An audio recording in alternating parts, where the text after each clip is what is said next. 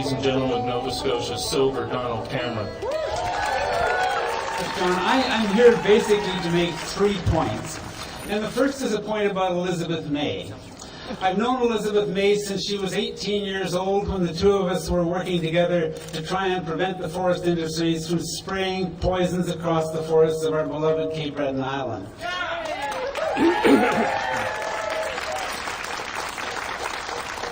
You'll have Caper here today.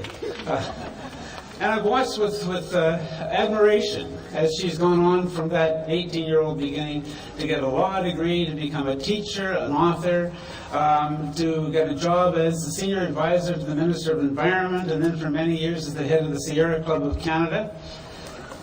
I've been delighted with the way that her life has unfolded. And somewhere along the line here, she became not just a person, but a voice. And a voice not only for those who have no voice, a voice often for the poor, for people who are suffering from the impact of environmental damage. I've seen her go on hunger strikes. I've seen her stand in front of trucks.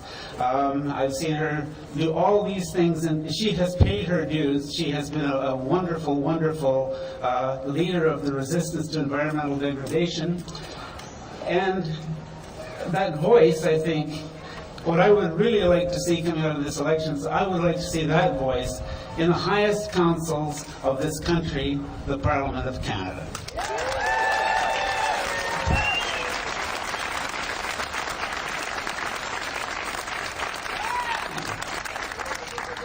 My second point is that to hold the Green Party out of the leadership debates in this election is to compound one injustice with another. And this is not a partisan comment. I mean, the sign in front of my house is not green, it's orange. But this is a matter of democracy. This is a matter of the kind of nation we have, the kind of nation we want to have.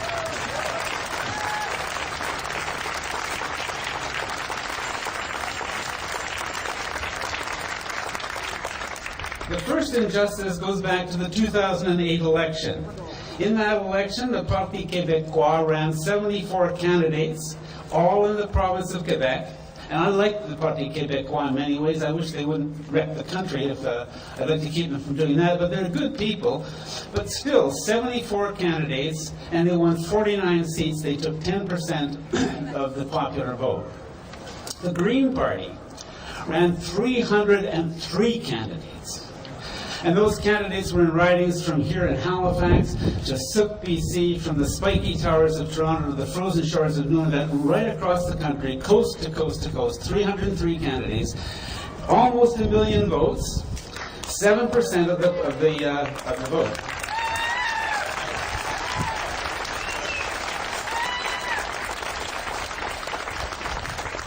And here's the injustice.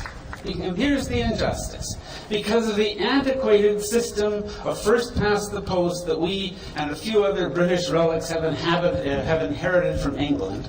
Because of that, 49 seats for what is clearly a provincial party, no seats for what is obviously a national party.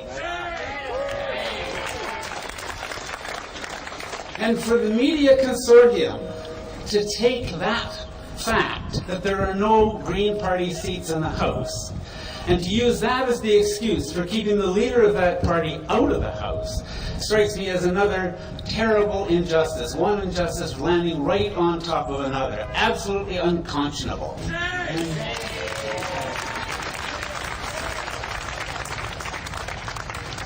My third point is that this is not a difficult problem.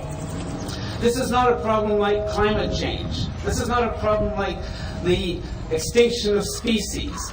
This is not a problem like the penetration of noxious chemicals through our world, to the extent that David Suzuki says that each and every one of us standing here carries 2 or 3 pounds of plastic within our bodies.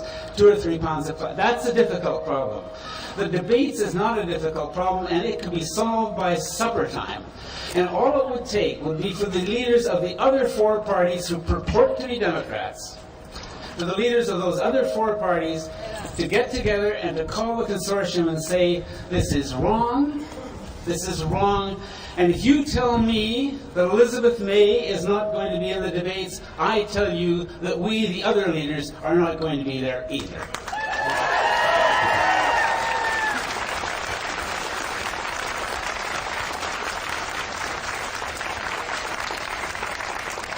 I want to thank you all for coming out on a sunny Saturday to do your bit to stand up for Canadian democracy. Bless you all. You give me hope. Seeing this crowd gives me hope. You give me hope that eventually the Parliament of Canada will truly belong to the people who really own it. And that's you and me, brothers and sisters, and our friends and our families and our neighbors. We, the people of Canada, bless you all for coming. Today, I am honored to speak in tandem with a woman who has given us hope. She has galvanized an entire generation. And in a matter of weeks, she will be Canada's first Green MP. And in a matter of days, she will speak in the leaders' debates. I am thrilled to present to you my leader, the leader of the Green Party of Canada, Elizabeth May.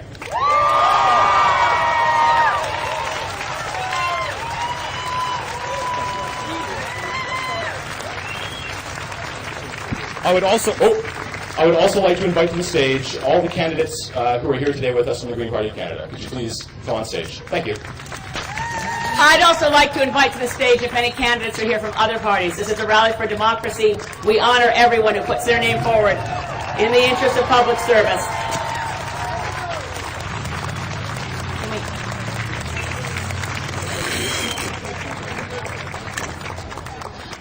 It's been funny, I've been giving speeches across the country talking about how they can't silence my voice. I'm afraid that I may have been doing a pretty good job silencing my own voice.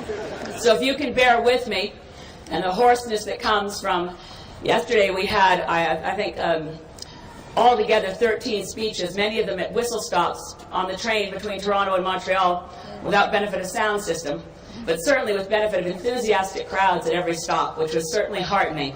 As people came forward, Silver Donald Cameron and I have one very close mutual friend, Farley Mowat, who joined the train in Coburg and rode with us to Belleville and proceeded to tell the national media, they said, "Did you expect the consortium's decision to keep Elizabeth out of the debate?" And he gave the same, well, I was stunned, but Farley said, "I was absolutely shocked. I never thought they'd be that stupid." So, here we are in the province, in the city that gave birth to representative democracy on this, in this continent. Nova Scotia had the first representative House of Assembly in all of Canada, and we know the name of Joseph Howe rings out as representing a tradition of journalism and public service. And if Joseph Howe were alive today, I don't think the world could contain his rage at the abuse of democracy by the media cartel that masquerades as a consortium.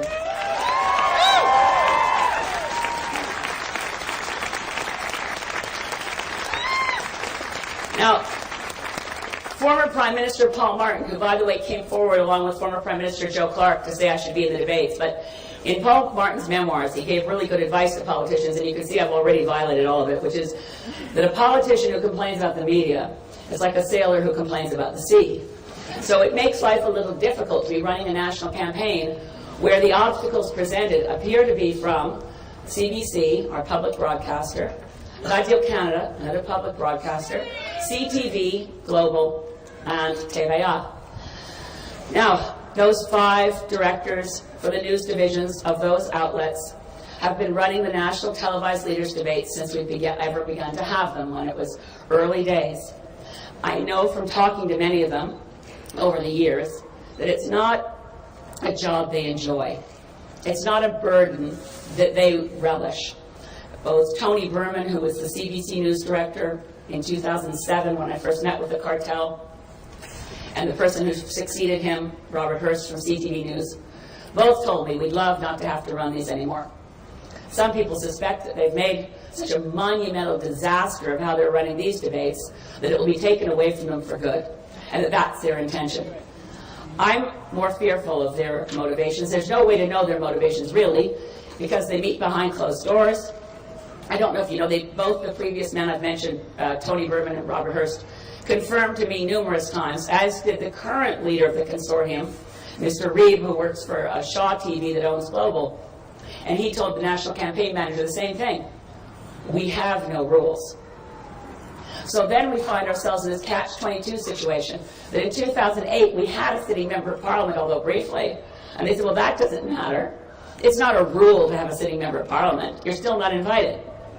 This time they say, well, you're not invited because you don't have a sitting member of parliament. And it's a programming decision, which makes very little sense.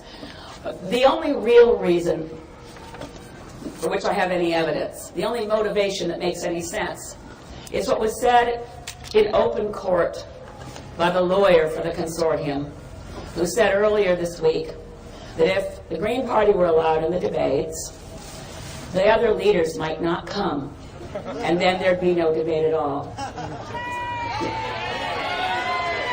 So as you can see, this stands in somewhat stark contrast with the other leaders saying, oh, we all wanted in the debates. Oh, yes. Oh, what a shame. Terrible, terrible. Tusk, tusk. Say the Liberal and the NDP leader. Mr. Harper was more nuanced, shall we say, in his response. His response was, well, there can be all kinds of debates. There can be debates among the four leaders. There can be debates that involve Ms. May. But the debate I want is, and then he shifted the subject really, I'd like to debate Mr. Ignatius. Sure he would. Stephen Harper is interested in converting parliamentary democracy to a presidential system. He's not interested in paying any attention to the unwritten rules that form the web of respect, accountability, and democracy in a country that comes from a British tradition where so many of the things that really matter are not written down. In a system like that, a man who is ruthless is desperately dangerous. In a situation like that, turn our minds back to 2005, the minority government of Paul Martin. Paul Martin saw very clearly that on November 28, 2005, the NDP, the Bloc, and the Conservatives were going to vote to bring his government down. But he would have no more considered going to the Governor General to prorogue the House to avoid a confidence vote he knew he was going to lose, than he would have considered putting a crown on his head and proclaiming himself emperor.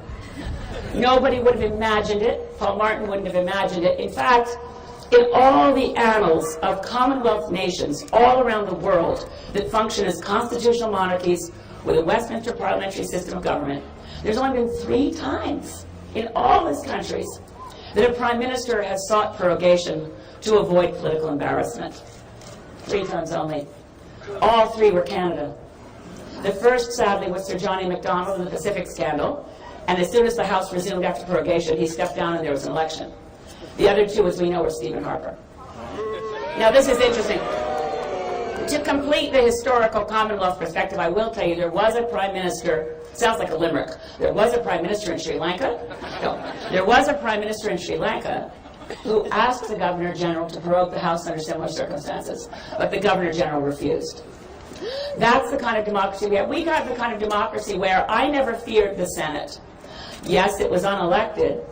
Sober second thought, I thought was quite safe with a group that was unelected because they wouldn't dare, lacking any legitimacy as unelected political hacks put in the Senate, I thought they would never dare defeat a bill passed by the House of Commons. But they defeated the Climate Accountability Act before it even went to the Senate. They did it before it could even go to committee. They defeated the Climate Accountability Act on an ambush vote that the sponsor of the bill never saw coming. These are the unwritten rules. These are the unwritten conventions that underpin our democracy. And we're rapidly sliding towards the worst of all worlds, a prime ministerial system which vests more power in the prime minister, relatively speaking, than the separation of powers in the U.S. vests in the president. A prime minister in this country controls the legislative and the executive.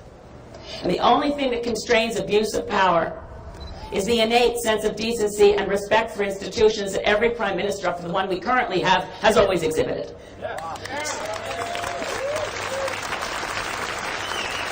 So this is a government that was brought down not on their budget. This was a government that was defeated because of serial findings of abuse of Parliament for refusing to provide documents to our House of Commons, which is the government. Our House of Commons, yes, even Bloc Québécois MPs, and NDP, and Liberal, and Conservatives, that's the government of Canada, the Parliament of Canada.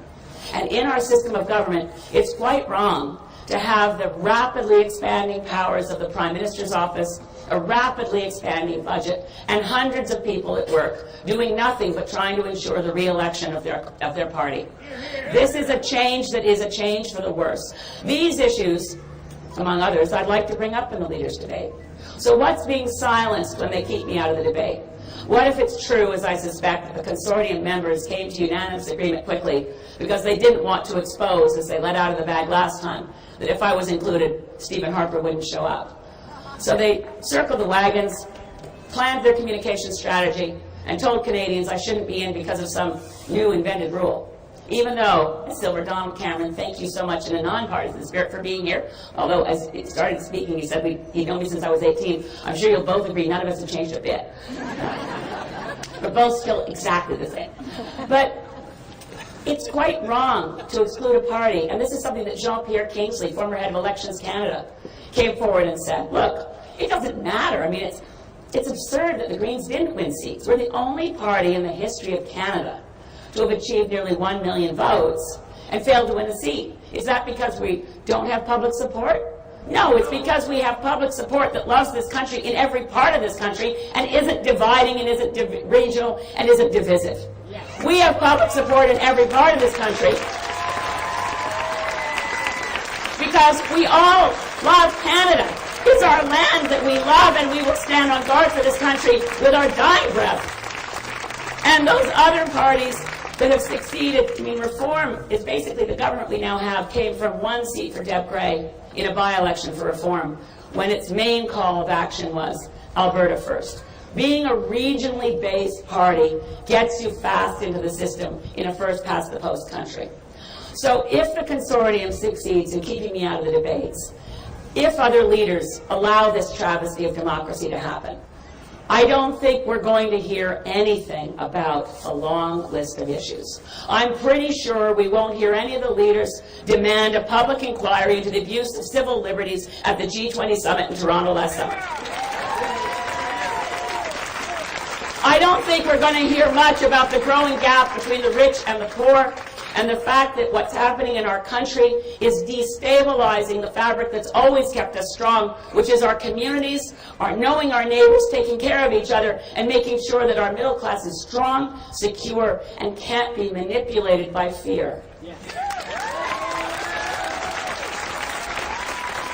I don't think we're going to hear anything about the plight of First Nations in this country, the scandal that the first peoples of this nation on whose ground we stand. I should have begun by thanking the people, the Mi'kmaq people of this region, on whose land we stand. I know in 2008 I was the only leader to make any reference whatsoever to Indigenous rights. That voice will not be heard. And I don't think we're going to hear anything about women's rights. How many of you even know that Stephen Harper's government changed the mandate of Status of Women Canada to remove the goal of equality for women? Yeah. How many of you know that in the 2009 Federal Budget Implementation Act, let that sink in, the bill that implemented the budget, they not only reduced and gutted an environmental piece of legislation that was originally passed by Sir John A. Macdonald's government, the Navigable Waters Protection Act.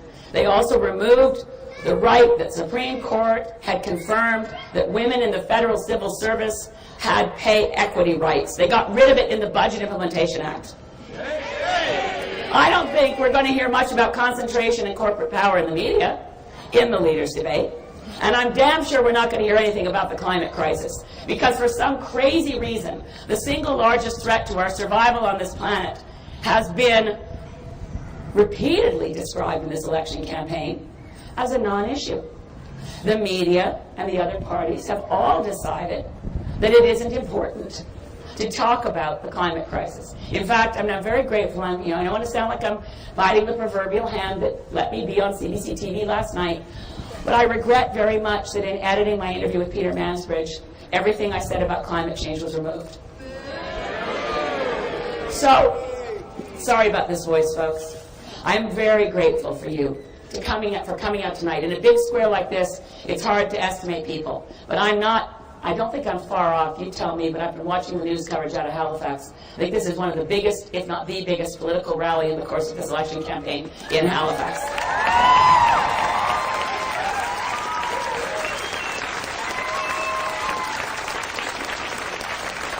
And let me tell you, it wasn't easy to pull this rally together so quickly, especially when we had to check all your Facebook pages. Oh my God, and your RCMP background checks.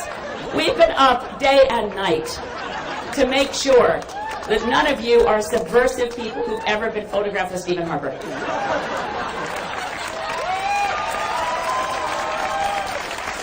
I confess, I myself have been photographed with Stephen Harper. I've even sat next to him on occasion at dinners, but they let me in because, I'm running the rally. All kidding aside, what's happening to a country where we can have an election campaign where the leader of one party only takes 5 questions a day and only one from the local media where he goes? What's happening to democracy where the media goes along with this? And it says, oh, well, those are the rules. We make our rules in this country. They come from the soil. They come from the air we breathe, which has been free air for a very long time.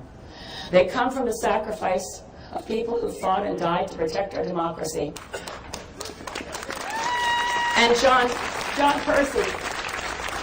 Percy works in the Green Party shadow cabinet with me on behalf of veterans' rights. And we've put forward in our platform issues related to how shamefully the current government has treated our veterans. And the one letter of support, we've gotten lots of letters of support in this campaign to see me get in the debate. So I mentioned Joe Clark and Paul Martin. John Turner also gave me his support. We've had support from the Ombudsman's reports for CBC and Radio Canada. The former head of Elections Canada I mentioned. Ronald Wright, who wrote a short history of progress, wrote a blistering assessment of what this means for democracy to try to keep the leader of a federal political party with as much support as we have out of the debates. There's been a lot, Margaret Atwood, Farley Mode. It's a very long list of important people we admire. But the one that made me cry was Sean Bruya, who's been a veterans activist. You may know him, he was a veteran of the Gulf War, he was denied his benefits, and in an effort to discredit him, his personal medical information was leaked to the media. And he wrote me and said, we know the Greens will put forward the case for us as veterans. We know you'll argue for our rights. And to see you kept out of the leaders' debate when we go to other shores and other countries and risk our lives for democracy, and we come back to Canada and we find democracy dying. If they got democracy in the streets of Cairo, can we not get democracy in the streets of Halifax? I need your help. I need you to go back and tell those consortium leaders that you cannot accept their decision, that it's a violation of the fundamental precepts of a country that values free and full and fair elections. And from now on, when you find out about whatever's going on in leaders' debates, I hope I'm there Tuesday night. I'm keeping my calendar clear to be in Ottawa for the English language leaders' debate on Tuesday night, April 12th. But I know there's a lot of people in powerful places who are colluding to shut down democracy in this country while pretending and hiding behind the idea that it's a programming decision. I mentioned one more person I wanted to mention was Andrew Coyne. The McLeans, we don't agree on everything, but Andrew Coyne said, and I think this really sums it up, it's like General Motors and Ford sitting down with network executives and deciding they'll no longer run any ads for Toyota. So, I know there's more music to come, there's more program to come. I want to thank you from the bottom of my heart, because this is, I see in the crowd, friends that I know are not all Green Party, as Don said, the sign at the moment on his lawn is apparently still. But I'm grateful, very grateful, for the spirit of democracy that stirs in all of your hearts. We don't sacrifice something that matters that much because it's inconvenient for some powerful people. Democracy can never be inconvenient. Acting on climate change is not inconvenient.